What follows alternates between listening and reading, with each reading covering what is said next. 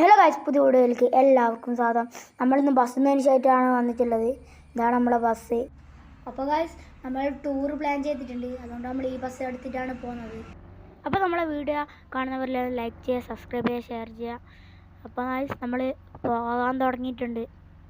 നിങ്ങൾ ടൂറിസ്റ്റ് ബസ്സാണ് line bus ഇഷ്ടമല്ല എല്ലാവരും കമൻറ്റ് ചെയ്യണം കേട്ടോ. ഇവിടെ ഫസ്റ്റ് ട്രാഫിക്കാണ് കേട്ടോ.